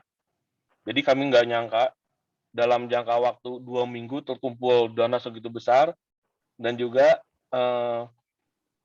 gitu jelas membuat kami takut. Awalnya takut, aduh dengan begini kan kita nggak nyangka kan, wah kita takut. Kemudian kita mencoba mengkolaborasi, bayangkan alat sampai kebakar, sampai panas. Wow, itu udah kebakar. Kemudian dipanggil jam 12 malam, kami dipanggil. Ini bagaimana? Akhirnya kami harus ke Jakarta, dipanggil juga ke Jakarta gitu. Kemudian sampai ada ditekan gitu, kami ditekan gitu bahwa ini kalau kalian nggak bisa, apa gunanya, apa gunanya kalian ini kayak gitu, sampai begitu, sampai segitunya gitu. Kemudian kita terus berusaha, udah sampai kita mau menyerah pada saat itu saya sebut, bayangkan tadi, ini kita semua udah para profesor dari ITB, udah bener-bener terjun, kan biasanya yang terjun mah nyuruh mahasiswa terjun, ini mah enggak, kita semua kumpul di situ terjun. Akhirnya ketika diuji gagal, diuji lagi gagal lagi, udah akhirnya apa kita nunggu impor aja, akhirnya gitu. Oh tapi itu benar-benar di situ, titik situ yang sulit sekali di situ. Di situ yang sulit sekali kami akhirnya putuskan untuk sempat terhenti selama 2 minggu. Karena mental kita benar-benar jatuh di situ. Kita semua secara mental, kita jatuh semua di situ. Kemudian menghadapi uji klinis. Uji klinis juga kita tahu bahwa hasilnya pada akhirnya kita mencapai pasien yang benar-benar tepat itu sulit sekali. Kenapa? Karena kita mendapati pasien yang sudah harus ventilator advance, meninggal lagi seperti itu. Itu yang akhirnya membuat akhirnya kami down. Kita sempat down selama 2 minggu, kita diem gitu. Ya itu tadi akhirnya Bapak saat itu Menteri Pendidikan menghubungi kami, kemudian dari Rektor ITB dan Unpad juga itu menyatakan bahwa ini tidak boleh berhenti gitu, karena semakin lama kita berhenti, semakin banyak manusia yang sampai kehilangan nyawanya. Bahkan dosen-dosen Unpad pun banyak, dosen ITB pun banyak yang terkena sampai harus meninggalkan kita semua. Jadi semakin banyak anak yatim di sini, semakin banyak yang kehilangan anggota yang kesayangannya, itu semua akhirnya kami maju lagi di situ. Memang melakukan sesuatu walaupun bersama-sama kita kan menemui hambatan, tapi kalau saat itu kami berhenti, akhirnya kami waktu itu ya udah kita berhenti karena kita nggak kuat sama tekanan kita nggak kuat. Akhirnya kalau kita saat itu berhenti ya kita nggak akan bisa seperti ini. Gitu. Begitu juga buat ini anak-anak saya lah di sini, mahasiswa ya. Kalau kalian belajar sekali nggak akan ngerti, baca sekali nggak akan ngerti gitu kan. Baca 2 kali belum tentu ngerti gitu. Sampai berulang-ulang, harus berulang-ulang sampai kalian mengerti, memahami. Jadi jangan pernah malas, jangan pernah takut sama proses yang akan kalian alami gitu, karena hasil yang dialami kalau kalian sungguh-sungguh mengerjakan dengan benar-benar, itu hasilnya pasti akan bisa membahagiakan terutama orang tua kalian, membahagiakan yang kalian sayangi gitu kan. Makanya ini juga saya ibaratkan bahwa pengorbanan orang tua kalian dengan kalian masuk FK itu begitu tinggi, begitu besar pengorbanannya. Jadi jangan sia-siakan begitu saja dengan kemalasan kalian, jangan disia-siakan dengan kemalasan kalian, jangan disia-siakan dengan keengganan kalian untuk belajar. Karena kami pun menghadapi semua permasalahan seperti itu, kalau kita berhenti tidak akan memberikan hasil. Begitu juga buat mahasiswa semua di sini, ya. Begitulah, Dr. Ali Diana. Terima kasih banyak, Dok. Ya, perjuangan yang benar-benar tanpa henti ya, Dok ya. Silakan, Livia. Baik, sebelumnya selamat pagi kepada Dr. Ali Diana dan juga kepada Dr. Reza dan juga kepada Ibu Dewa. Sebelumnya terima kasih untuk kesempatannya. Salam kenal, Dok. Nama saya Livia Agatha. Izin untuk bertanya ya, Dok. Terkait tadi sebelumnya luar biasa dan juga Livia sendiri mungkin meskipun masih di tahun 2 juga, tapi merasa luar biasa ya, Dok, dengan apa yang sudah dokter berikan dan juga dokter dijelaskan kepada Indonesia. Terima kasih banyak, Dok, sebelumnya. Nah, pertanyaan Livia terkait yang ini adalah yang pertama. Sebelumnya, sebenarnya ini pertanyaan yang sederhana, tapi Livia rasa ini sangat krusial. Kenapa? Karena sebenarnya ada satu yang membuat Livia itu penasaran. Kalau misal kita lihat dari beberapa jurnal sendiri, itu sebenarnya udah ada beberapa jurnal yang mengeluarkan tentang inovasi ventilator. Sampai terhitung bulan April itu kurang lebih sekitar sudah ada 20-an inovasi. Nah, pertanyaan untuk Livia sendiri sebenarnya apa sih, Dok, yang membuat dokter itu menghadirkan bahwa oh ini alatnya harus buatan Indonesia, pure buatan Indonesia, bukan lagi mengadopsi dari jurnal-jurnal. Karena kalau misal kita lihat sendiri banyak sih, Dok, kayak misal kayak penggunaan BVM, terus temperatur sensor kayak misalnya kayak DS18B20, terus juga ada yang pressure sensor, itu yang memang sudah dirancang dan di beberapa negara maju yang lain itu sudah banyak untuk dibuat, meskipun tidak meskipun tidak sekompleks ventilator yang advance ya dok. Kemudian yang pertanyaan kedua, terkait tadi yang sudah dokter paparkan juga terkait berita bahwa Indonesia nanti tidak akan lagi memproduksi beberapa alat kesehatan. Nah, khususnya untuk pasien yang perlu untuk ventilator advance di masa yang akan datang nanti, itu apakah nanti tetap akan menggunakan alat-alat yang sudah diproduksi saat ini atau menekan produksi Indonesia hingga nanti akhirnya bisa membuat ventilator yang sudah advance begitu dok. Terima kasih dok. Oke, terima kasih Livia ya. Oke, itu pertanyaannya yang bagus ya Livia ya. Jadi kenapa sih berpikir harus buatan Indonesia?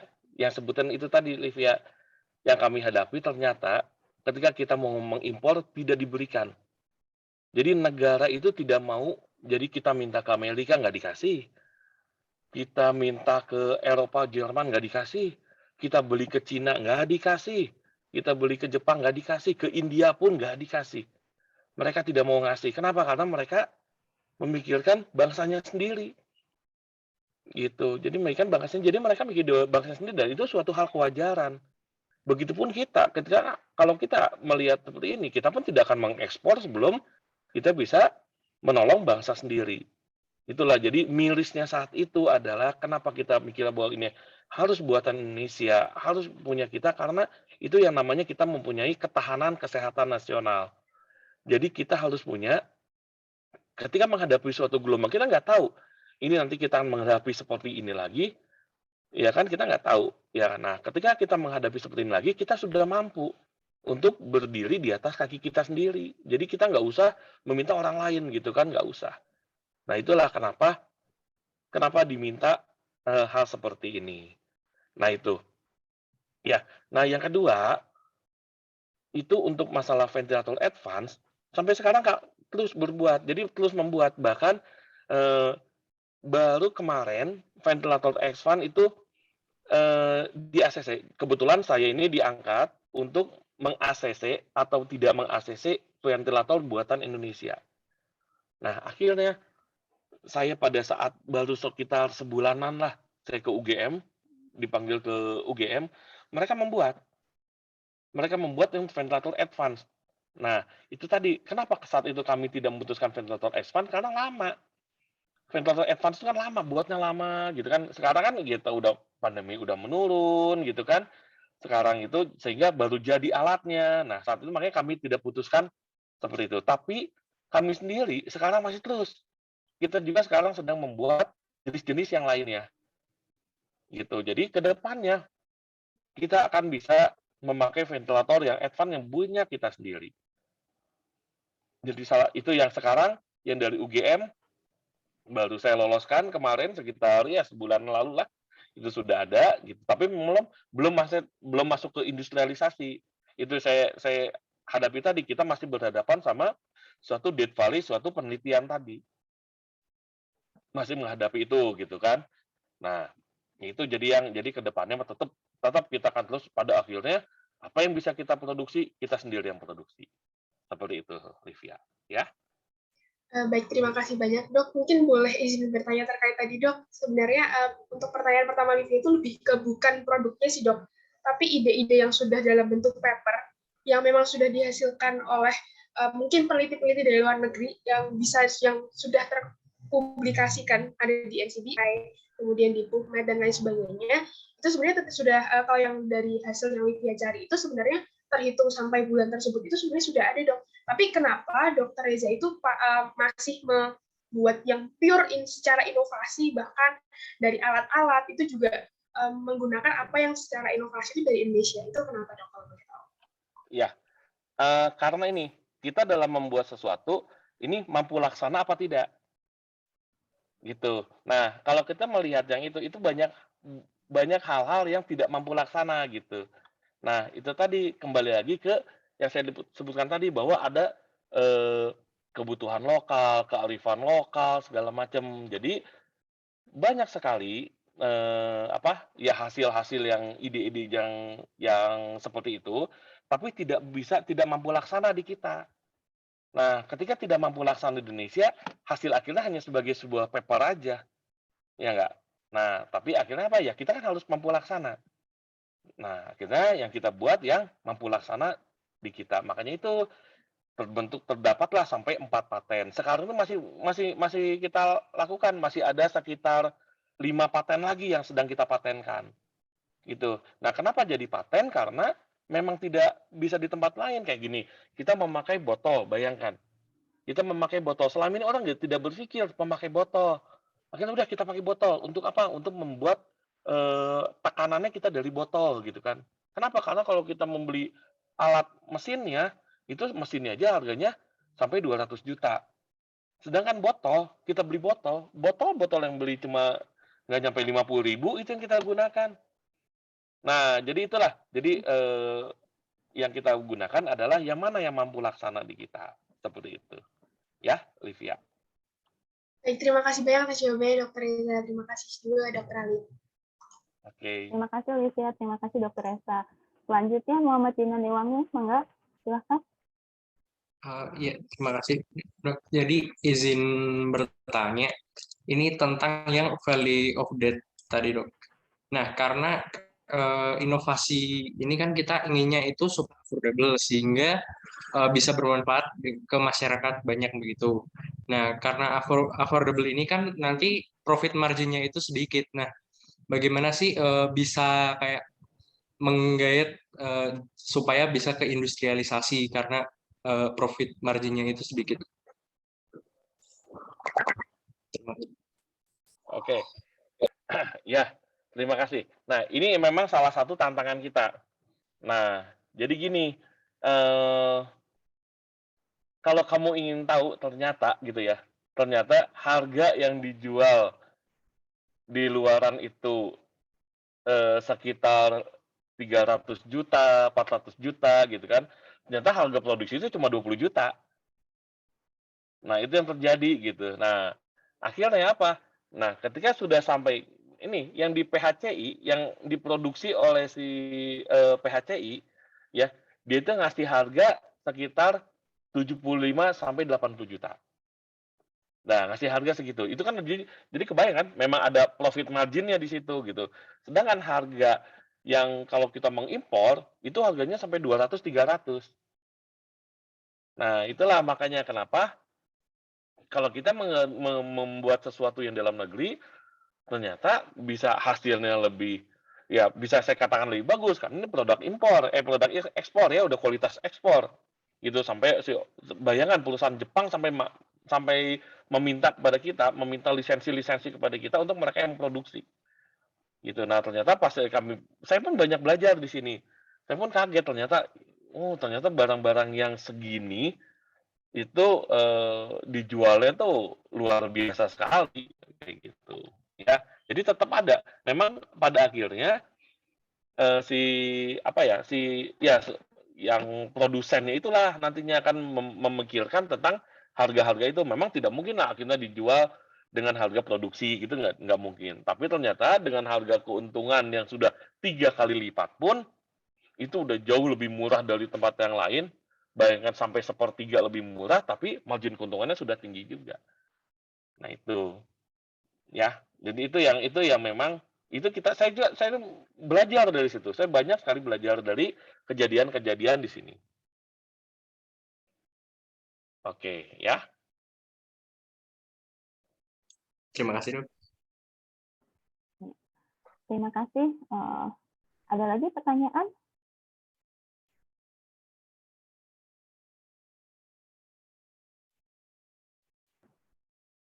Yang lain? Ayo, kapan lagi nih ngobrol sama Dr. Esa nih? Dok, kalau orang lain kan punya waktu kan 24 jam sehari ya. Kenapa terkesannya Dr. Esa tuh punya waktu kayak 48 sampai 50 jam sehari? Iya, karena saya nggak pernah kerja sendiri, Dok. Saya nggak pernah melakukan satu hal itu saya dengan sendiri, saya nggak pernah melakukan gitu. Kenapa? Karena dengan saya meminta orang lain membantu, nah pastikan orang itu akan senang ya, orang itu akan senang dan juga kita bisa meningkatkan rasa percaya diri mereka dan juga pasti kita akan senang juga melihat kemajuan mereka gitu. Jadi intinya saya mah selalu berpikir bahwa ketika saya melihat orang maju itu kan membuat saya senang. Ternyata dengan kayak gitu membuat saya juga jadi lebih maju juga gitu. Jadi lebih punya ada waktu yang dokter bilang tadi gitu kan. Saya jadi punya banyak waktu, punya sehingga saya bisa mengerjakan yang lain gitu. Kayak sekarang aja saya sekarang sedang mengerjakan 4 penelitian nih. 4 penelitian saya sedang kerjakan, di mana saya juga harus mengajar, saya juga harus banyak melakukan pelayanan kesehatan gitu. Ya, tapi itu semua tadi dengan kolaborasi intinya. Kita lakukan semuanya dengan kolaborasi. Kalau kita mengerjakan semua dengan sendirian gitu, kita tidak ingin berbagi keilmuan kita tidak ingin berbagi kesempatan kita gitu kan. Kita tidak akan menjadi orang yang maju. Mungkin satu kita bisa maju sebentar gitu kan, tapi tidak akan bisa bertahan lama. Kalau kita bersama-sama, pasti akan bertahan lama. Bisa selamanya. Intinya apa? Satu, kita ingin meningkatkan kemajuan orang lain juga. Ya, itu yang harus dipikirkan. Oke. Mungkin aku mau tanya, Dokter Ali, Dokter Reza, saya mau coba tanya. Penasaran tadi saat Dokter Reza memaparkan, mungkin pertanyaan saya sangat basic ya dari orang awam. Tadi Dokter Reza sempat menjelaskan fase 1, fase 2, dan fase 3 dalam ketika orang terinfeksi COVID. Nah, apakah alat yang Dokter Reza ciptakan ini sangat penting pemberiannya? Maksudnya dia hanya efektif ketika diberikan tepat di fase 2. Namun ketika diberikan di fase 3, dia sudah tidak efektif lagi begitu. Apakah demikian? Oke, makasih ya Dr. Naila ya. Jadi gini, pemberian ini bisa diberikan maksimal memang di fase 2. Fase 1 bisa, nggak ada masalah. Kita berikan fase 1 hanya, kalau fase 1 orang nggak akan memakai. Ya kan, ibarat orang seperti yang tidak sakit, cuma demam-demam aja lah, belum sesak, belum apa, kayak gitu kan, pasti orang nggak pakai. Tapi kalau memakai lebih awal, jelas memberikan hasil yang lebih baik. Tapi kalau sudah memakai kepada fase 3, jelas itu suatu terlambat. Sudah terlambat, sudah tidak bisa. Itu sudah harus diintubasi, sudah harus pakai ventilator advance, dan juga yang sebutkan tadi, bahwa dalam mungkin 8 bulan pertama tingkat kematian kita 100% seluruh dunia. Jadi tidak ada yang bisa selamat. Seluruh dunia itu 100% dalam 8 bulan pertama. Gitu. Karena semuanya masih mencoba, semuanya dikagetin dengan kondisi kayak gini, sehingga tidak tahu apa yang harus kita lakukan. Gitu kan, sudah terjadi. Nah itulah makanya, semuanya trial and error. Semuanya itu mah. Di seluruh negara, semua trial and error. Bahkan di Amerika sendiri, di Jerman sendiri, gitu, yang maju secara kedokteran, ilmu kedokteran, mereka tidak ada yang tahu bagaimana menangani ini semua. Sehingga banyaklah, ini baru, terapi baru, kan seperti kita ketahui kan, bahkan sampai dikasih obat baru, ini obat yang bagus, ternyata 2 minggu kemudian tidak boleh digunakan obat ini, berikutnya menggunakan ini, nggak lama tidak boleh, karena itu yang terjadi saat itu yang terjadi sama kita.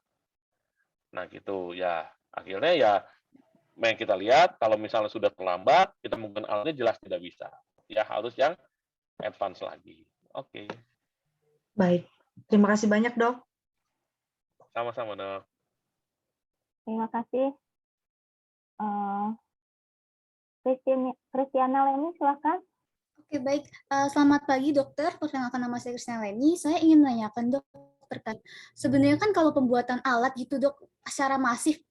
Contoh aja, dok, saya kan orang tua saya kerja dalam produk retail, kayak baju aja ada reject gitu. Kayak apakah dalam dokter melaksanakan pembuatan VNI ini apakah dokter juga kita sebagai dokter, sebagai peneliti juga berperan penting dalam menjaga quality control dari pemberian VNI, dok? Soalnya kan saya mikirnya kalau misalnya apakah jika kalau ada reject, misalnya ada sesuatu yang kan ini produknya juga kualitas tinggi ya, dok, apakah bagaimana ya, dok, itu biasanya regulasi pelaksanaannya juga, dok? Apakah kita sebagai dokter hanya berperan, yang penting kita secara memberikan masukan ke teknik mesin, dan ya kira-kira seperti itu sih, dok, maksud saya. Terima kasih dokter sebelumnya. Oke, terima kasih ya. Nah, ini juga salah satu yang kita pelajari juga. Nah, jadi awalnya kita memberitahu bagaimana cara menggunakan, pokoknya intinya kita uji sendiri. Saya mah diuji dengan alat buatan itu, saya uji ke diri saya sendiri gitu ya. Udah akhirnya oke lah terbentuk. Akhirnya diproduksi lah massal, ya kan. Nah, tetap dari Kementerian Kesehatan memberikan orang buat ada badan untuk di quality control dulu. Jadi sebelum disebarkan enggak kita begitu jadi kasih gaji, enggak. Tetap mereka pun ada pihak ketiga yang menjaga kualitas ini, karena ini tidak main-main gitu kan. Ya mungkin kalau baju ya ini Beda dikit ya, mah nggak Dok? apa-apa lah, Iya, sedikit-sedikit gitu kan. Kalau ini kan enggak. Beda. Jadi sebelum disebarkan memang ada pihak ketiga yang ditunjuk oleh pemerintah untuk menjaga kualitas ini semua gitu. Jadi yang reject ada yang reject. Ini reject, diperbaiki lagi, baru berangkat lagi kayak gitu. Jadi nggak yang begitu jadi langsung berangkat, enggak. Ada juga yang di reject juga banyak gitu. Bahkan jadi satu kami punya badan untuk menilai kualitas kami sendiri, satu lagi ada pihak ketiga yang buat menilai kualitasnya sendiri. Tetap dilakukan itu semua. Baik, Dok. Terima kasih, Dok. Kalau gitu memang prosesnya memang kompleks ya. Iya, kompleks sekali itu. Siap, Dok. Oke, saya kembalikan ke Dokter Ali ya, Kakak itu. Terima kasih, Dok.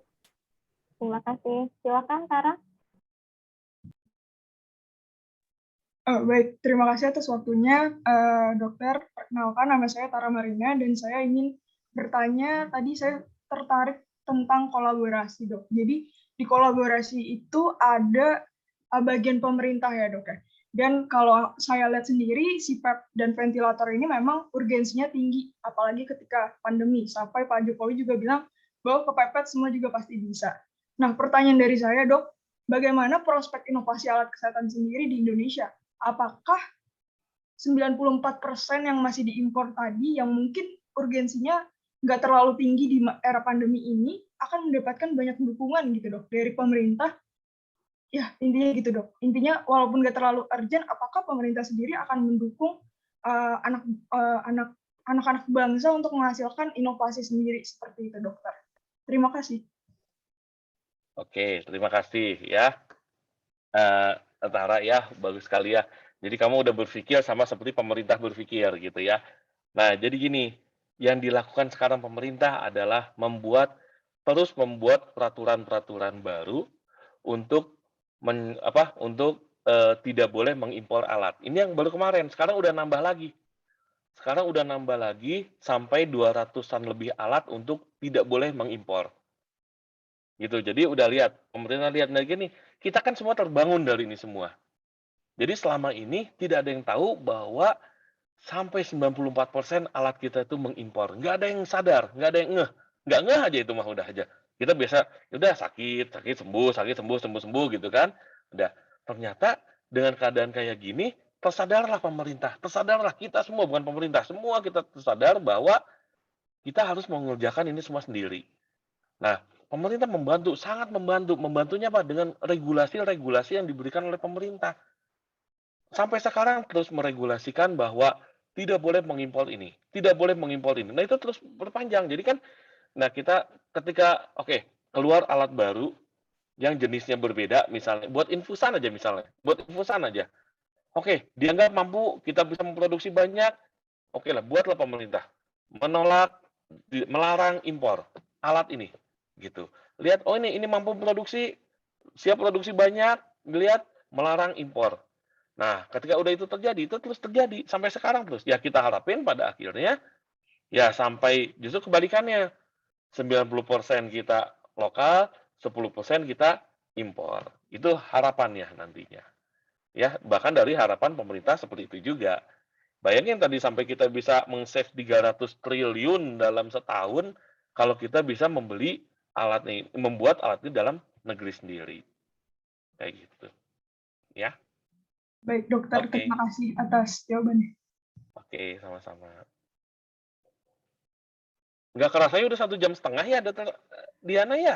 Iya, Dok. Tapi dokternya keren banget. Maksudnya, ya kayak ilmu penting gitu. Pinter tuh penting. Tapi kalau misalnya udah berhenti di pinter aja, kayak ya sayang banget ya, Dok, gitu. Jadi inovasi-inovasi terus menginspirasi orang lain menurut saya sangat-sangat penting dan bermanfaat. Terima kasih banyak Dok. Iya, saya kembalikan ke Naila.